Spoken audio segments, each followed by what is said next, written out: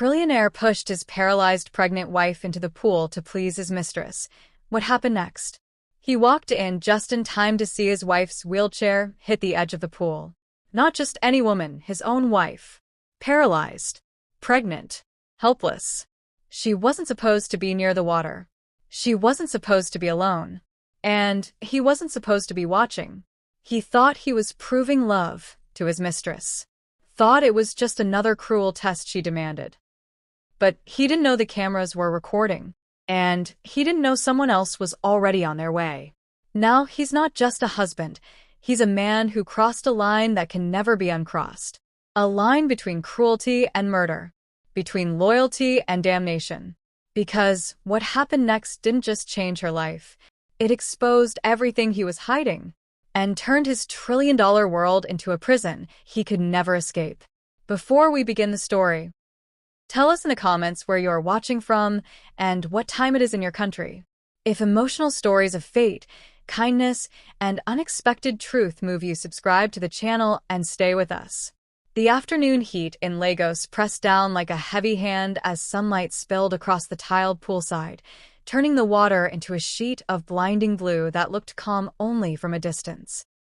Clara Ajibo's wheelchair rolled forward slowly, its rubber tires whispering against the stone, guided by hands she trusted without question. The scent of chlorine hung in the air, sharp and clean, masking the faint smell of fear that clung to her skin. Her paralyzed legs lay still beneath a light shawl, swollen from pregnancy, fragile and heavy with life. She tilted her head slightly, listening to the soft splash of water nearby, believing this was just another quiet afternoon meant to soothe her nerves. The pool reflected the sky so brightly it hurt to look at, and the edge crept closer than she realized. Somewhere beyond the glass doors and manicured hedges, someone was watching who was never supposed to be there. The wheelchair slowed as it neared the pool's edge, the front wheels grazing the thin strip of darker tile that marked the boundary between safety and danger. Clara felt the subtle change in texture through the metal frame, a vibration she couldn't place but couldn't ignore either. Her fingers tightened around the armrests, nails pressing into worn leather as her breath caught in her chest. The water below shimmered, deceptively inviting, its surface rippling softly as if unaware of the life hanging above it. She trusted the silence, trusted the routine, trusted the people meant to protect her. Pregnancy had sharpened her senses, yet it also made her more hopeful, more willing to believe this world would not betray her again. Behind the hedges, hidden by glass and shadow, Nwagu stood frozen, his presence heavy and deliberate as he watched the chair inch closer. The breeze shifted suddenly, lifting the edge of Clara's shawl and brushing against her skin like a warning she could not translate into action. Sweat traced slowly down her temple, mixing with the sharp scent of chlorine as the heat intensified. Her body, unresponsive from the waist down, betrayed her again, leaving her unable to adjust or pull back as instinct screamed quietly inside her. The pool reflected her image back at her, rounded belly, fragile shoulders, eyes filled with trust. Somewhere deep within her, a prayer formed, not spoken aloud, just felt. She believed she was safe because she had been told she was safe. She believed love still existed because she needed it to. What she did not know was that the man who once promised to protect her was standing only meters away, watching with a stillness colder than the water below. Nwagu's shoes scraped faintly against the polished marble behind the glass doors as he shifted his weight, the sound swallowed by air conditioning and distant city noise. His reflection stared back at him. Tailored suit, measured posture, the face of a man celebrated across Lagos boardrooms and Abuja corridors alike. To the world, he was untouchable, powerful, respected. But in this moment, his chest tightened with something darker than fear. He wasn't meant to be home yet. This wasn't part of the plan. His phone vibrated once in his pocket, a reminder of expectations waiting elsewhere. He told himself it was just another test, another sacrifice, another proof of loyalty. As Clara's wheelchair hovered dangerously close to the pool, Dennis realized this was the moment everything balanced on, a moment he could still stop, or silently allow to happen. The sun slid behind a thin cloud, dulling the glare for just a second, and in that brief dimness, time seemed to slow. The sounds of Lagos faded into the background, replaced by the faint lap of water against tile and the distant call of a bird overhead. Clara's breathing grew shallow, her chest rising unevenly as unease settled into her bones. She sensed something wrong, not in her body, but in the air itself. The silence felt heavier now, thick and watchful, as if the space around her was holding its breath. Her eyes searched the poolside for reassurance that never came. She did not see Dennis. She did not know she was being watched. And she did not know that unseen cameras above the pool quietly adjusted, capturing every angle of what was about to unfold. The wheelchair shifted again, this time unmistakably, the front wheels edging closer as gravity whispered its threat. Clara's fingers trembled as she gripped the armrests harder, her pulse pounding loudly in her ears. The smell of water felt stronger now, sharper, more urgent. Her unborn child kicked softly inside her, a fragile reminder of the life depending entirely on her survival. Panic tried to rise, but her voice remained trapped behind years of quiet endurance. She had learned to trust silently, to suffer silently. Behind the glass, Dennis's jaw tightened as his eyes followed the movement, the weight of his choice pressing harder than any deal or signature he had ever made. One step forward could end it. One step back could change everything forever. The wheelchair stopped at the very edge, its balance fragile, the slightest push enough to send it forward into the waiting blue below. The air felt charged now, electric with the kind of tension that comes before disaster. Clara's heart raced, fear finally breaking through her calm, as instinct screamed what her body could not express. Dennis stood motionless, his reflection splitting across the glass. One version of him frozen in doubt, the other already crossing a line he could never return from. The pool water rippled softly, patient and indifferent. And in that suspended second, before movement, before sound, before consequence, the truth settled quietly into place. This was the moment no one was meant to see, and the moment that would destroy them all.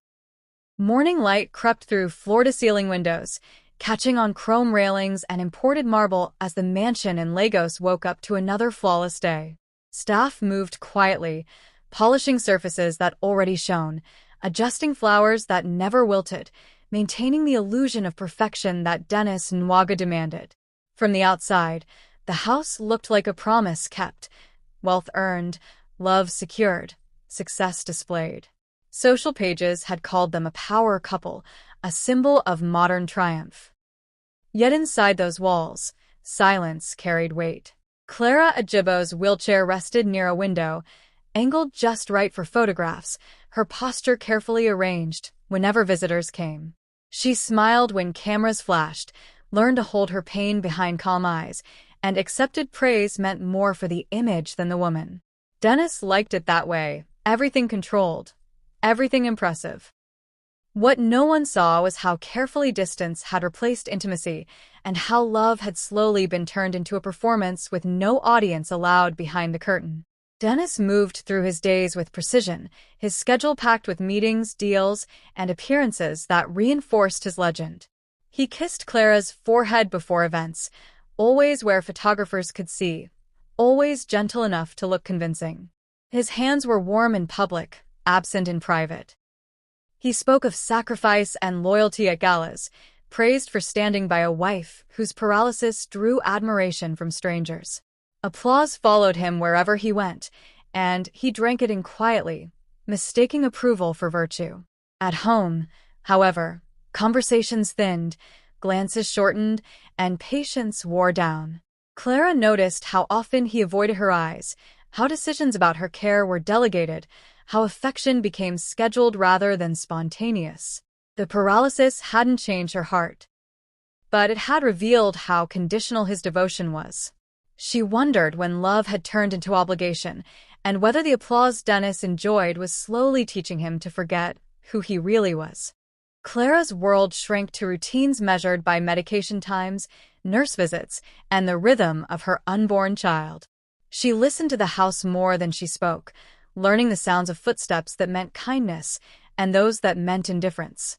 Pregnancy sharpened her awareness, made every silence louder, every absence heavier. She remembered the early days, Dennis laughing freely, touching her like she was fragile in the best way, promising safety no matter what life brought.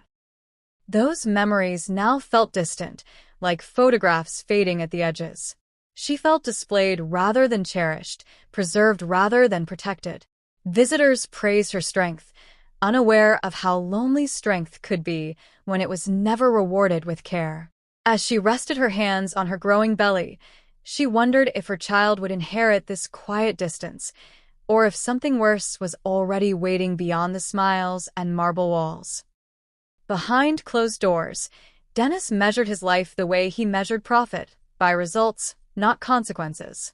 He convinced himself that appearances mattered more than feelings, that sacrifice justified shortcuts.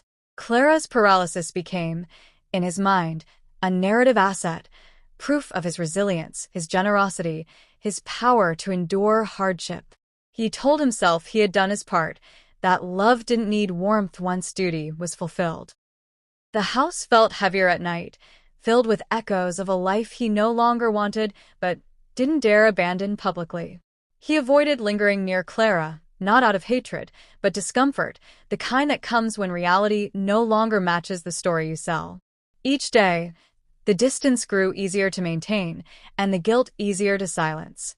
He didn't notice how that silence was becoming a habit capable of swallowing much darker choices. Clara sensed the shift long before anyone named it, the way a storm announces itself through pressure before rain. She felt it in the way Dennis lingered less, touched her arm as if checking a box, and spoke of the future without including her presence in it. Her pregnancy deepened the ache, making her protective instincts louder even as her body stayed still. She prayed quietly, not for wealth or comfort, but for truth, for clarity about the man she had married and the life growing inside her. Each night, as city lights flickered beyond the window, she asked herself whether love could survive neglect, or if neglect was already a form of betrayal wearing a polite mask. The mansion continued to host dinners and celebrations, laughter echoing through rooms that never felt lived in. Guests praised Dennis openly, admired Clara respectfully, and left believing they had witnessed something inspiring. The couple smiled together, posed perfectly, and retreated to opposite sides of the house once the doors closed. Staff noticed the distance but never spoke of it. Appearances were currency here, and silence was part of the job. Dennis watched Clara from afar sometimes, studying her like a responsibility rather than a partner, telling himself this arrangement worked. He ignored the growing emptiness because emptiness made room for temptation, and temptation was already finding its way closer. As night settled over Lagos and the house dimmed into quiet luxury, the marriage stood intact only in name and image. Clara lay awake, hand on her belly, listening to the echo of Dennis's footsteps fade down the corridor. Dennis stared at his phone elsewhere, drawn toward a different voice, a different promise, one that didn't require patience or sacrifice. Two lives moved under the same roof, bound by vows, but divided by choices neither had yet named out loud. And somewhere in that widening space between them, a test was forming, one that would demand proof, not appearances, and push everything they pretended to protect toward collapse. A soft glow from a city skyline spilled into Dennis Nwagu's car as he sat parked along a quiet stretch of Abuja Road, the engine idling while the night breathed around him. The air smelled of rain and warm asphalt, and his phone rested heavy in his palm, vibrating with messages that felt more alive than anything waiting at home. The voice on the other end didn't raise itself or beg. It simply expected obedience. The mistress never demanded love outright. She framed everything as choice, as freedom, as proof that he was still powerful enough to want more. Each message carried a subtle edge, a reminder that hesitation meant weakness. Dennis stared at the screen, feeling the pull tighten, telling himself he deserved happiness, telling himself that secrecy made it harmless. What he didn't see was how the test had already begun, quietly measuring how far he would go before calling cruelty by another name. Days later, the requests became more deliberate, wrapped in affection but sharpened by intent. Dennis found himself rearranging his schedule, skipping moments with Clara Ajibo that once mattered, excusing absences with meetings that never existed. The mistress's expectations grew heavier, always framed as loyalty, small sacrifices at first, then uncomfortable ones. She praised him when he complied, withdrew warmth when he hesitated, and made him feel chosen only when he proved it. Each time, Dennis felt a flicker of doubt, quickly drowned by the rush of approval. He mistook her control for passion, her manipulation for intimacy. With every test passed, he told himself he was still a good man making hard choices.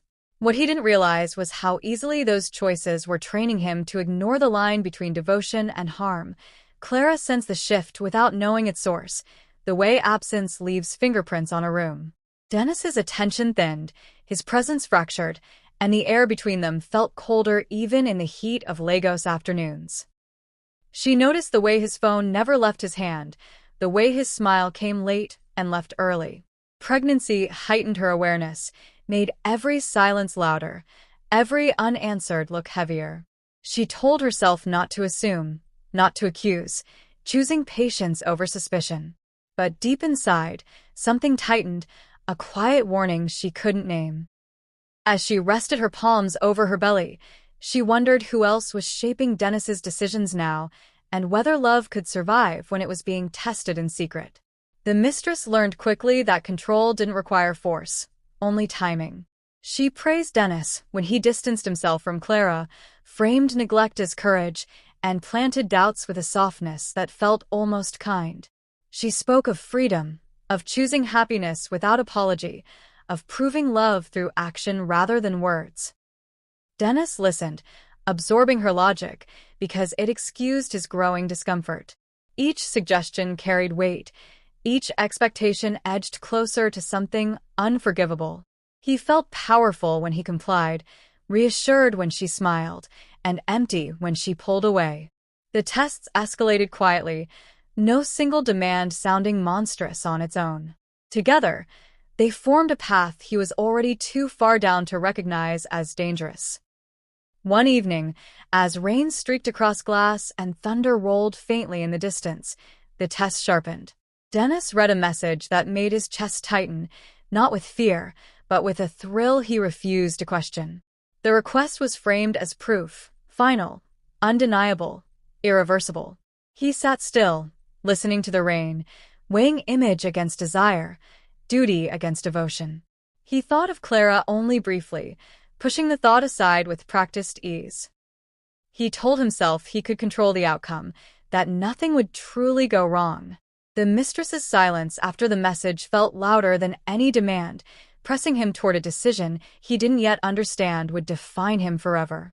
Clara spent that same evening awake, listening to rain tap against the windows, feeling her child move gently within her. She sensed danger without knowing why, a heaviness settling over her chest that prayer barely lifted. She tried to recall the man Dennis used to be, searching memory for reassurance that he would choose right when it mattered. The house felt too large, too quiet, as if something was missing that hadn't yet been named. She rested her cheek against the pillow, holding on to hope because it was all she had left. She didn't know that elsewhere, love was being weighed against cruelty, and that the scale was already tipping away from her. By the time Dennis finally put the phone down, the test had been accepted without a word spoken aloud. The city lights blurred past as he drove, his thoughts steady, his resolve unsettlingly calm. He told himself he was in control, that this was the price of passion, that consequences could always be managed later. The mistress's satisfaction lingered in the silence, a promise and a threat woven together. Dennis didn't look back as he headed home, unaware that this choice would soon demand more than secrecy. Somewhere ahead, a line waited, one he would be asked to cross, believing it was love until the cost revealed what it truly was. Morning broke over Lagos with a muted sky, the kind that presses low and heavy, as Clara Ajibo lay awake listening to the hum of generators and distant traffic beyond the compound walls. A nurse adjusted her pillows carefully, her movements gentle but her eyes cautious, lingering longer than usual on Clara's swollen ankles and shallow breathing. Medical charts whispered their own truth in neat handwriting: risk, strain, warning. But the house swallowed those words whole. Clara felt the weight of concern without fully understanding it, sensing that something in her body needed protection, not pressure. She tried to voice it once, softly, but the day moved on too fast, carried by schedules that didn't pause for fear. As the nurse stepped away, the silence returned thicker than before, leaving Clara alone with a feeling she couldn't shake and a warning no one seemed eager to hear. Nwagu dismissed the call from the doctor with a practiced calm, his mind already drifting toward meetings and messages that promised control. He stood by the window of his office, cities stretching endlessly below, and told himself the concerns were routine, exaggerated, manageable. He had built an empire by refusing to slow down, and he saw no reason to change now. Elders had spoken once, quietly, reminding him of boundaries, of care, of respect, of the dangers of pride. But he smiled through their words and moved on. In his world, hesitation was weakness, and caution felt like surrender. Each warning brushed against him and slid off, leaving no mark. He believed money insulated him from consequence, and that belief hardened with every ignored call. Clara noticed how Dennis avoided conversations that carried weight, how his answers shortened whenever concern entered the room. She sensed the distance widening again, sharper now, edged with impatience. Her body felt heavier each day, the pregnancy demanding attention she could no longer ignore. She dreamed often, uneasy dreams of water rising, of voices calling her name from far away, of hands reaching but never touching. She woke with her heart racing, breath shallow, unsure whether to pray or to cry. When she tried to share these fears, Dennis brushed them aside gently, promising everything was under control. His reassurance felt rehearsed, hollow. Clara wondered if listening had ever been his strength, or if it was something she had imagined in easier times. The house itself seemed to whisper caution, small signs stacking quietly in corners no one inspected. A flickering security light near the pool refused to stay on. A cracked tile shifted underfoot. Staff exchanged glances they never explained. Even the air felt different, charged with something unsettled. In African tradition, warnings rarely arrive once. They repeat, growing louder until acknowledged. But Dennis treated them as inconveniences, obstacles to be stepped over rather than signs to be read. He told himself he would address everything later, after the next deal, the next trip, the next promise kept elsewhere. Each delay tightened the knot he refused to see. Clara held on to her faith as the days blurred together, choosing patience over panic because it was all she had left. She prayed quietly, hands resting on her belly, asking not for answers, but for protection. Her strength was inward, invisible, built on endurance rather than control. She sensed the danger circling, not in dramatic gestures, but in absence, in the way concern went unanswered, in the way urgency was postponed. She trusted that truth would surface eventually, that love would remember its duty. But trust, when ignored too long, becomes fragile, and Clara felt hers thinning with each passing night. Dennis silenced the last warning without ceremony, deleting a message that carried more urgency than he cared to admit. He told himself there was time, always time, and stepped deeper into decisions already shaping their outcome. The city lights welcomed him as he drove, the road smooth and obedient beneath his wheels. He felt powerful in motion, unburdened by doubt, convinced he could outrun consequence as he always had. What he didn't realize was how patience works both ways. How fate waits just as calmly as he did, collecting every ignored sign and preparing to return them all at once. As night settled again over the estate, the warnings lay scattered behind them like footprints leading toward danger. Clara drifted into restless sleep, her body tense, her mind heavy with unease she could not name. Dennis moved elsewhere, confident, resolved, blind to the narrowing path ahead. Between them, silence thickened into something final. And somewhere beyond their control, the cost of disobedience began to gather shape, quietly, inevitably, waiting for the moment it would no longer be ignored. Dawn crept softly into Clara Ajibo's room, laying a pale stripe of light across the ceiling as the city outside stirred awake. The air was cool with a scent of disinfectant and faint lavender, a nurse's attempt to bring calm into a space that held too much fear. Clara lay still, listening to her own breathing, counting each rise and fall like a promise she was determined to keep. Her legs remained unresponsive beneath the blanket, but her hands moved instinctively to her belly, where life shifted gently, insistently, reminding her why surrender was not an option. The world expected her to be fragile, to be quiet, to wait for rescue. Instead, she waited for strength, wondering how long it would take before she would need to use it. A small movement inside her pulled her fully awake, a soft kick that felt like a message rather than a reflex. Clara's lips parted as she exhaled slowly, grounding herself in the sensation, letting it anchor her to the present. Pain had become familiar, fear a constant companion, but motherhood sharpened everything into purpose. She imagined a future she could not yet see clearly, a child's laughter, a life beyond hospital rooms and silent corridors. That vision steadied her more than any reassurance Dennis had ever offered. She knew her body was vulnerable, but her resolve was not. Each quiet moment became an act of defiance, a refusal to let circumstance define the value of the life she carried.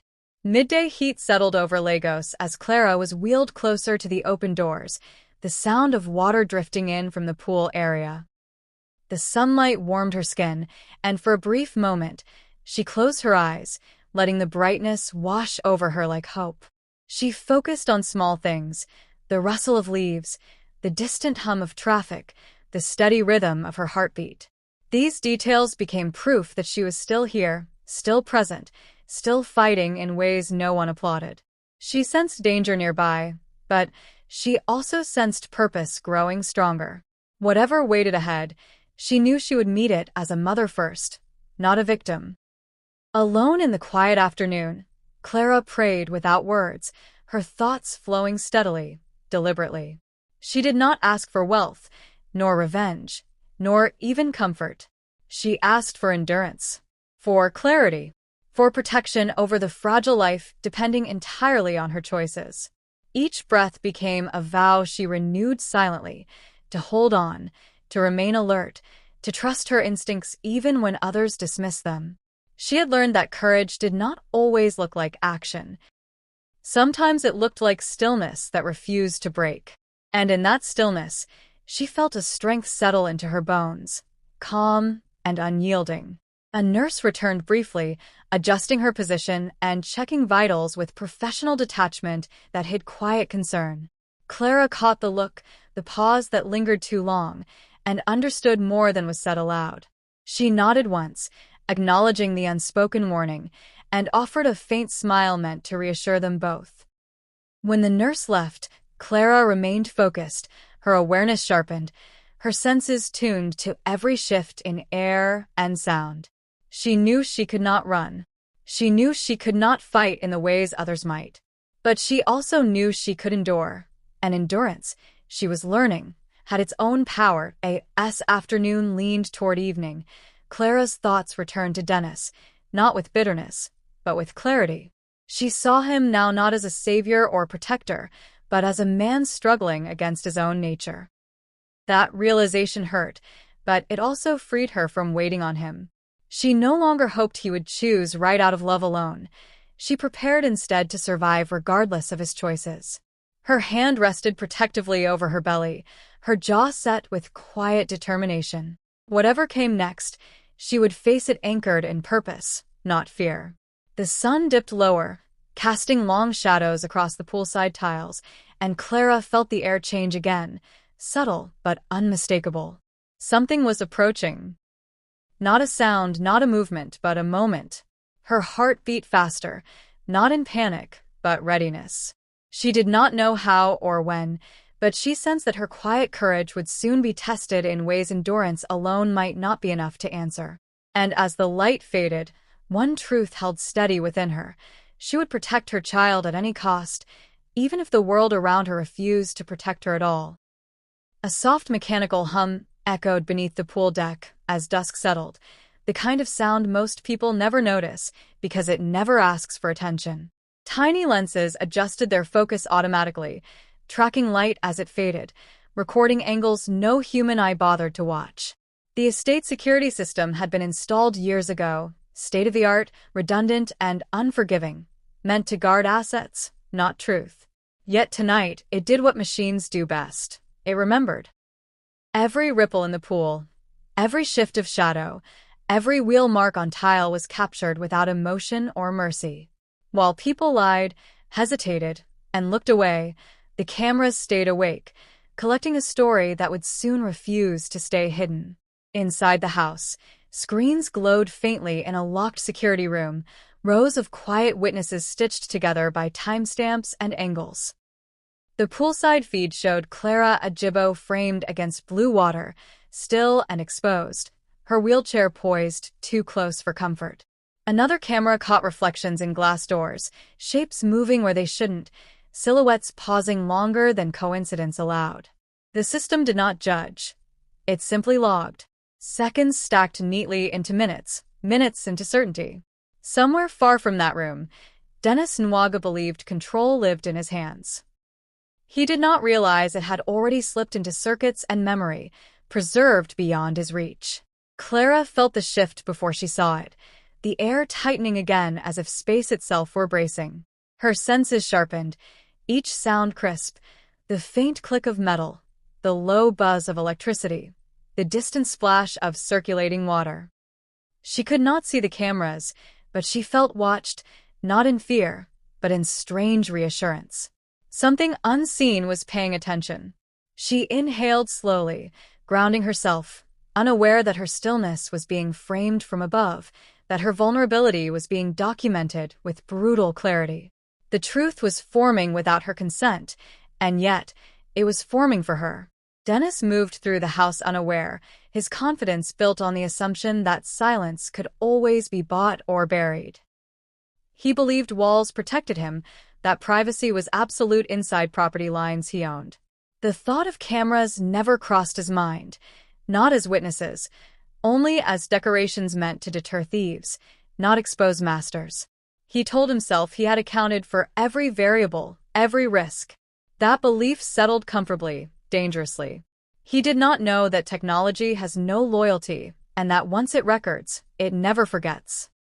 Outside, the pool lights flickered on automatically, casting pale halos across the water as evening deepened. The cameras adjusted again, compensating, sharpening detail, locking onto motion with quiet precision. Wheel tracks darkened on the tiles. Reflections sharpened. Shadows lengthened. The system noted everything: distance, timing, proximity, assembling a timeline piece by piece. What felt like ordinary moments to the people involved were becoming evidence, immune to persuasion, immune to money, immune to regret. Clara's heart beat harder now, not from panic, but from instinct, a sense that something larger than her fear was unfolding. She shifted her gaze slightly, noticing a small black dome mounted near the roofline, its red indicator barely visible. A realization flickered, brief, fragile, but real. She was not as alone as she had believed. Even if no human voice spoke up for her, something else already had. She held on to that thought as the air thickened, unaware that this silent protection would soon matter more than anyone imagined.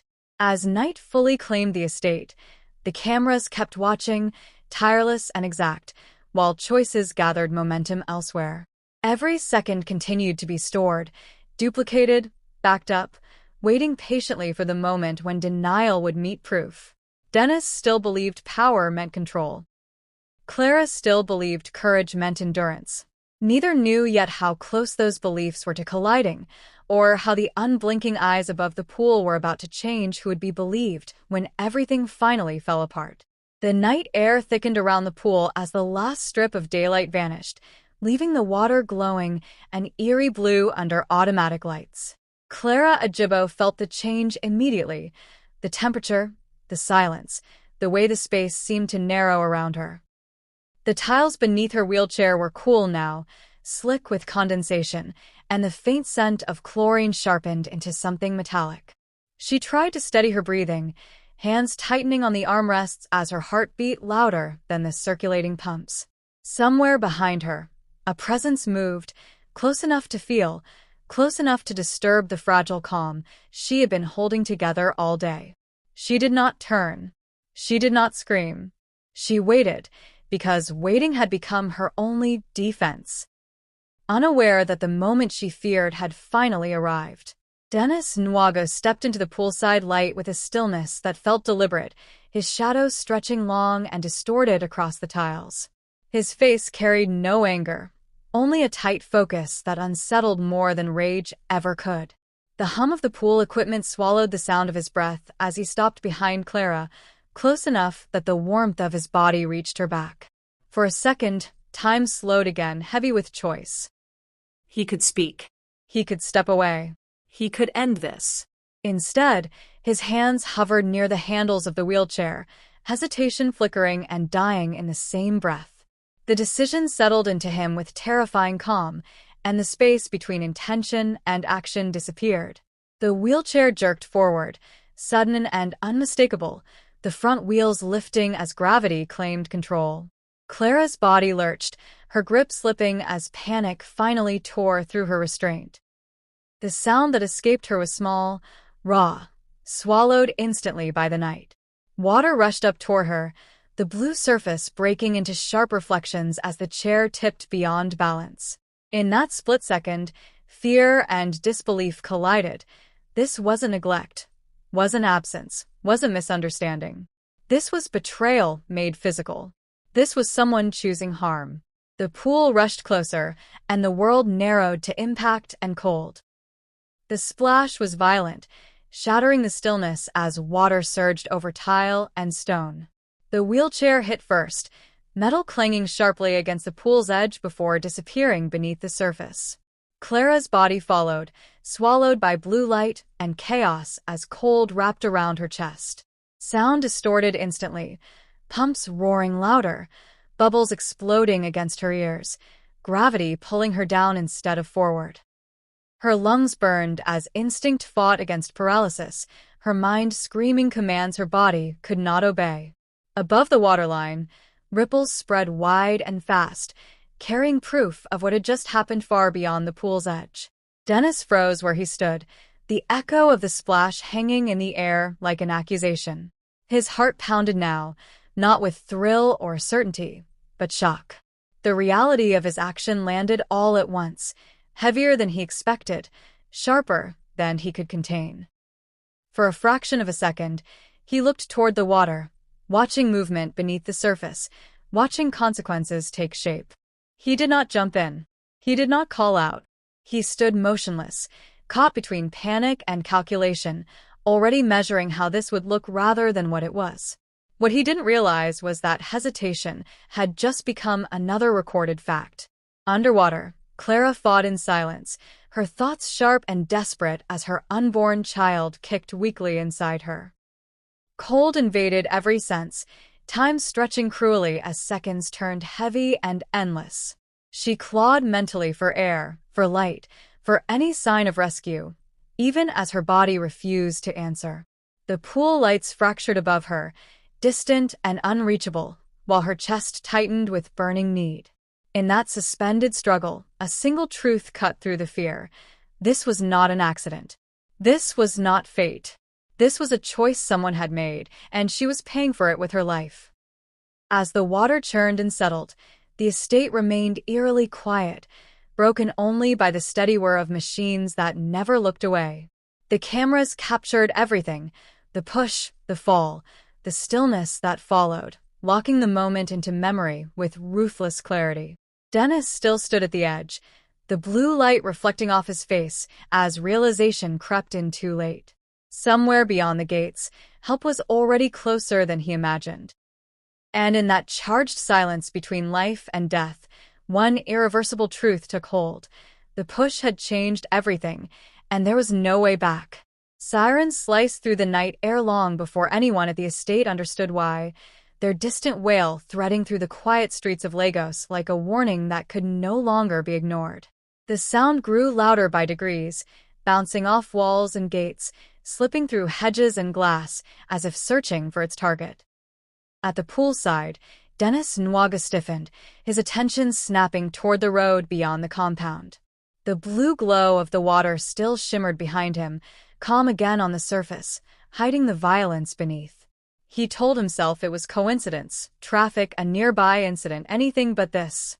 Yet the sound kept coming, relentless, purposeful, closing in with the certainty of something already set in motion. Inside the pool, time stretched thin and fragile as Clara Ajibo drifted between awareness and darkness, her thoughts clinging to sensation like a lifeline. Cold pressed into her chest, heavy and unforgiving, while the faint pulse of her unborn child flickered weakly inside her. She focused on that rhythm, holding it in her mind as the world blurred.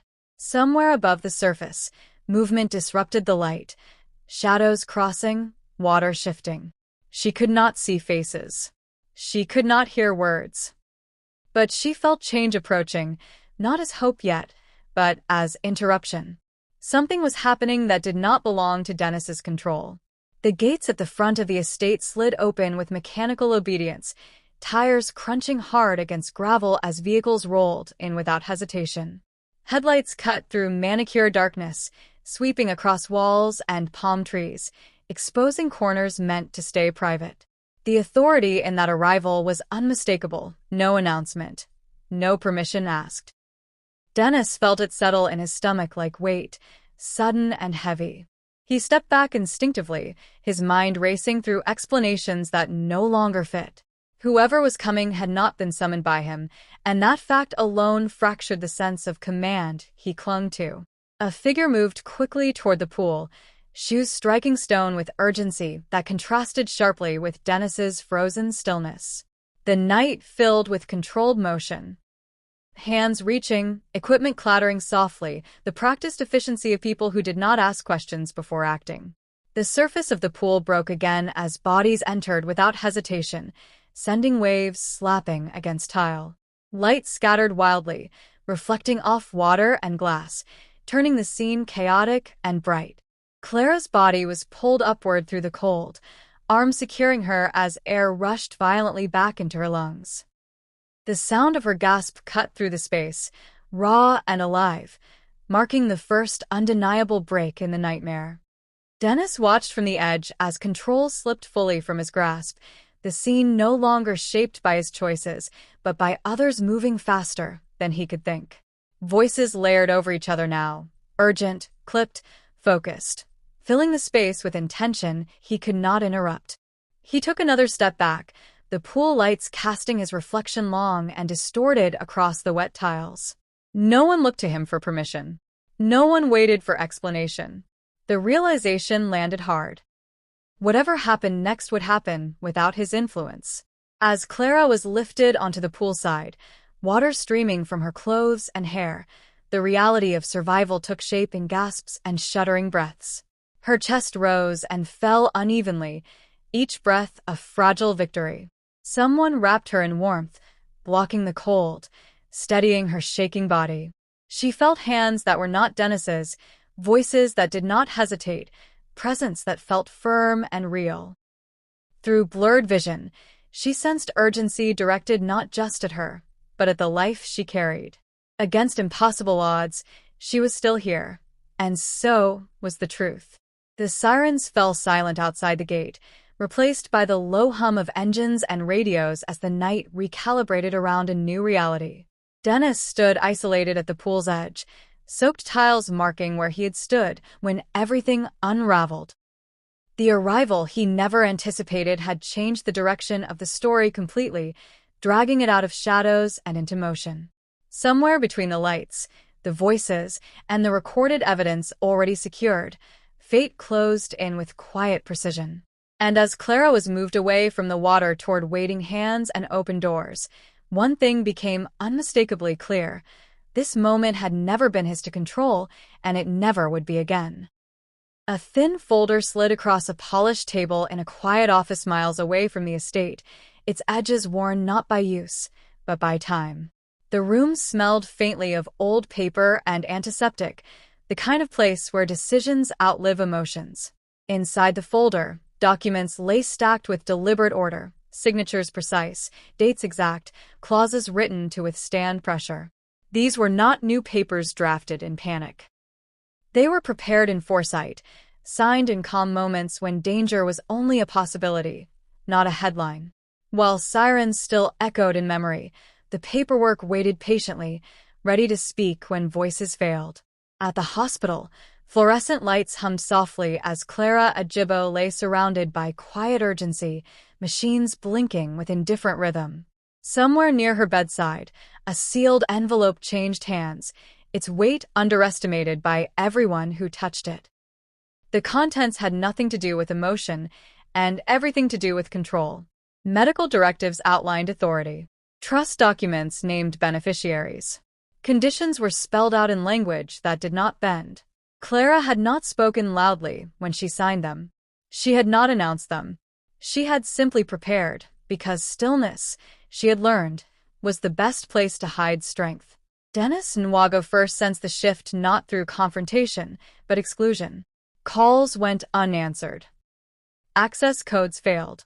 Meetings dissolved before they began.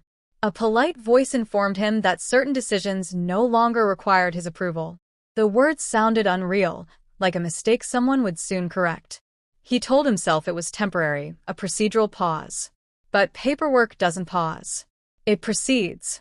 Each clause activated silently, flipping switches he could not reach, redirecting authority away from him with clinical efficiency. For the first time in his life, money did not accelerate solutions, it stalled them. A lawyer arrived without drama, carrying nothing but a briefcase and certainty. The conversation was brief, measured, devastating. Ownership was clarified. Control was reassigned. Protective orders were outlined in neutral tones that left no space for negotiation. Dennis listened, stunned, as the language of law dismantled the language of dominance he had relied on for decades. He had built power through visibility, intimidation, and influence. The papers worked differently. They required no witnesses, no applause, no fear. They simply existed, and existence was enough.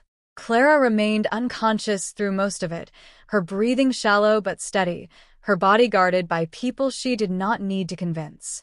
The irony settled quietly around her. She had been dismissed as fragile, underestimated because she was silent.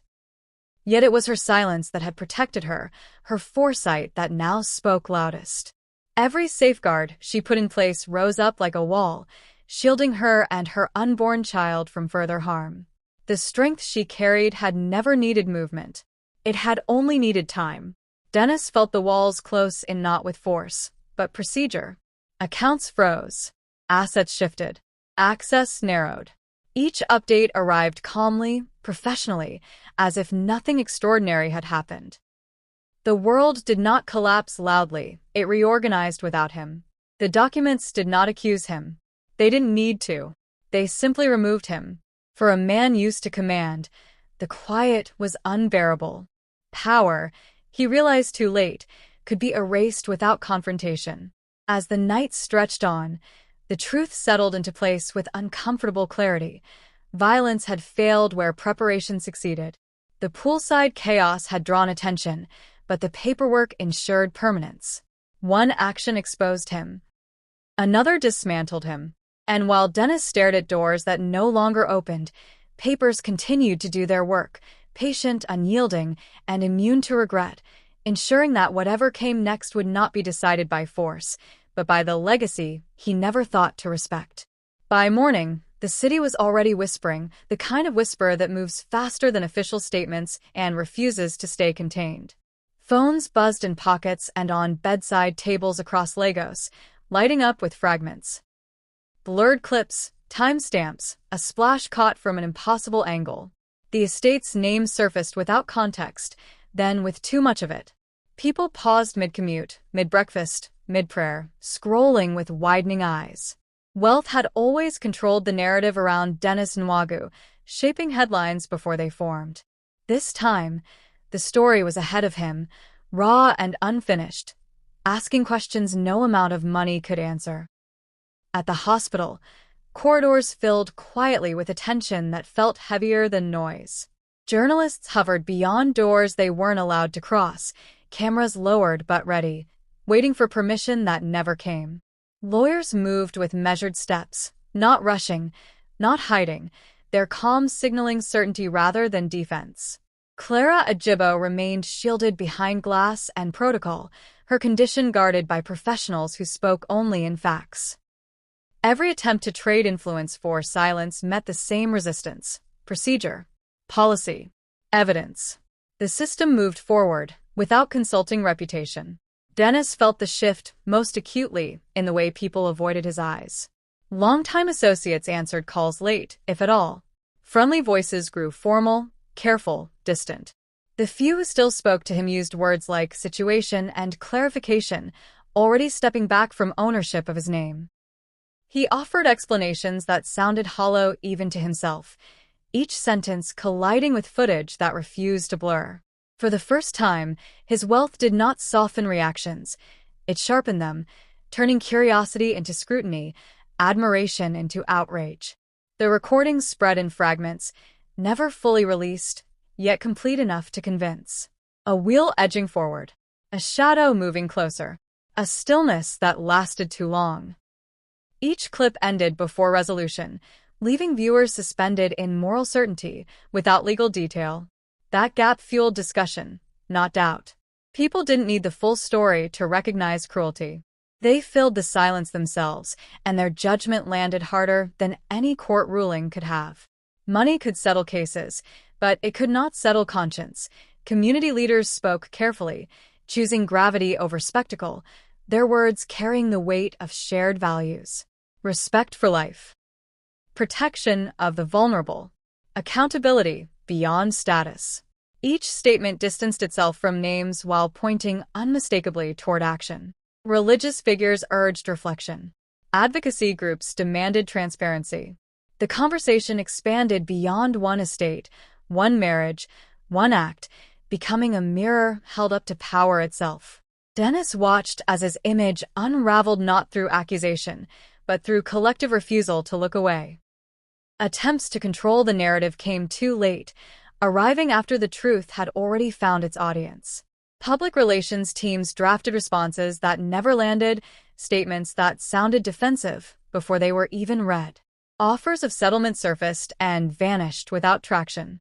Silence, once purchased easily, now felt radioactive, interpreted as guilt, fear, or worse. The louder Dennis tried to manage perception, the more obvious his loss of control became.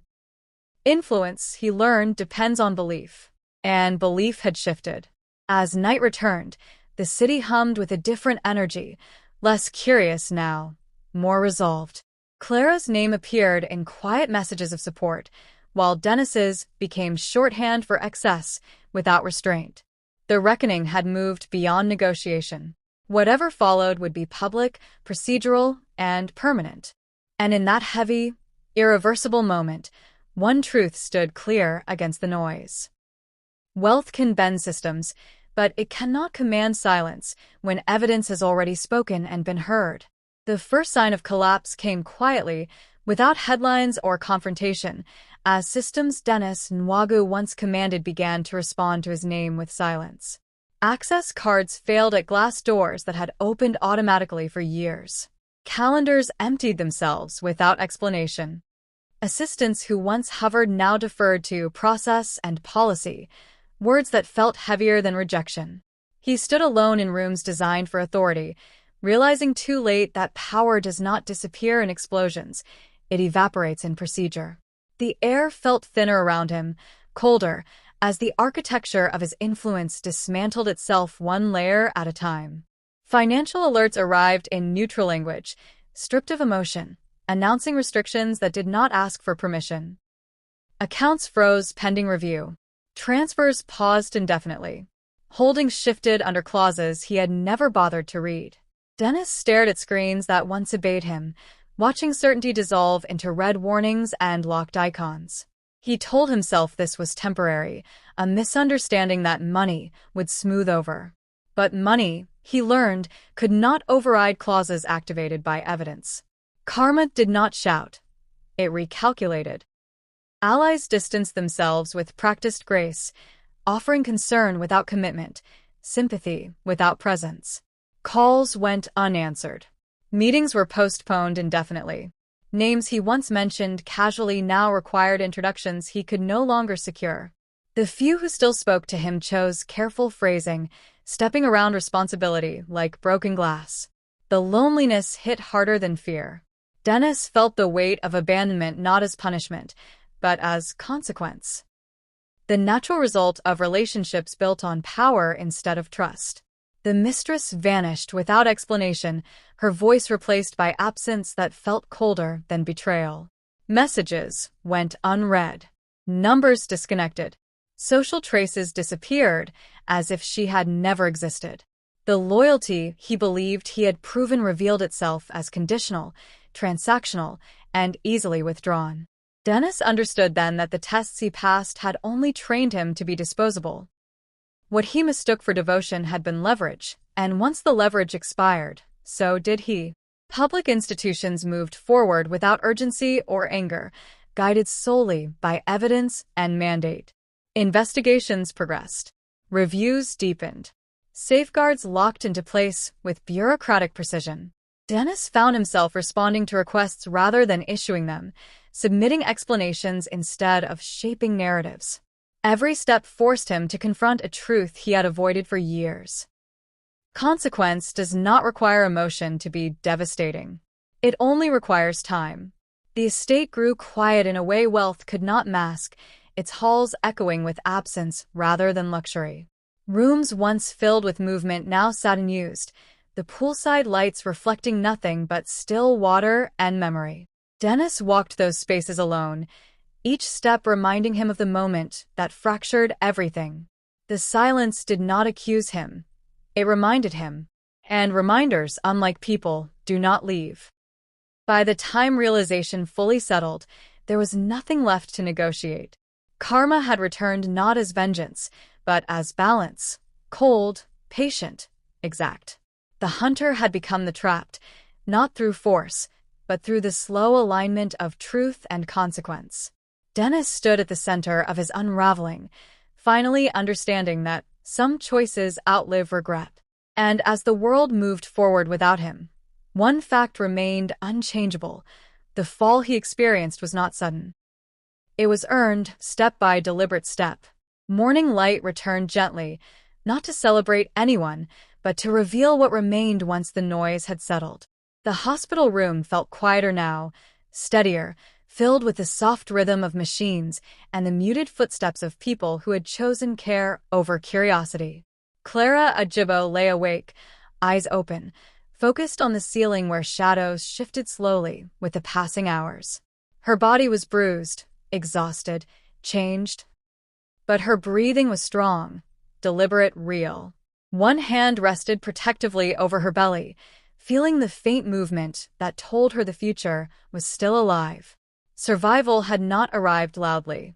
It had crept in quietly, stubbornly, refusing to leave. Beyond the glass, the world recalibrated itself, adjusting to a truth it could no longer ignore. Power structures shifted. Names lost weight. Influence thinned. Dennis Nwagu's absence from rooms he once commanded became permanent, not dramatic. Doors closed without slamming. Invitations stopped arriving. His fall was not cinematic, it was administrative, procedural, final. What survived was not his wealth, not his reputation, not his control, but the record of what he had done and the consequences that followed him like a shadow he could not outrun. Clara measured recovery not in miracles, but in moments, Each breath taken without panic, each hour passed without fear. She listened to nurses explain next steps, plans, protections, futures outlined carefully with her at the center. For the first time in a long while, she was not an accessory to someone else's story. She was the story. The strength that had once been mistaken for silence now guided every decision made around her. And in that stillness, she understood something deeply. Dignity survives even when everything else is stripped away.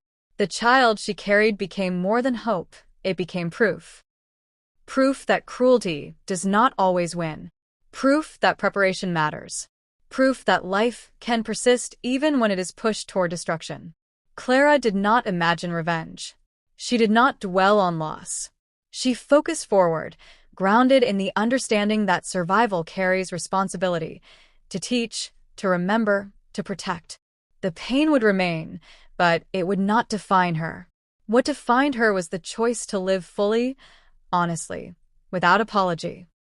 Outside the hospital, conversations slowly moved on, as they always do, but the lessons stayed embedded in memory. People spoke differently now when power was mentioned, more cautiously when silence was demanded. The story did not fade into rumor, it settled into understanding. It reminded everyone watching that strength is not found in dominance, and love is not proven through cruelty. Some falls echo longer than others, not because of who fell, but because of who survived. As evening approached, Clara closed her eyes, not in exhaustion, but in resolve. She did not know exactly how her future would unfold, only that it would unfold on her terms. What survived after the fall was not money, not status, not control, but truth, dignity, and life itself. And with that truth came a question that lingered far beyond the room, far beyond the story, aimed directly at anyone listening. When power is placed in your hands, do you protect the vulnerable? Or do you prove your cruelty?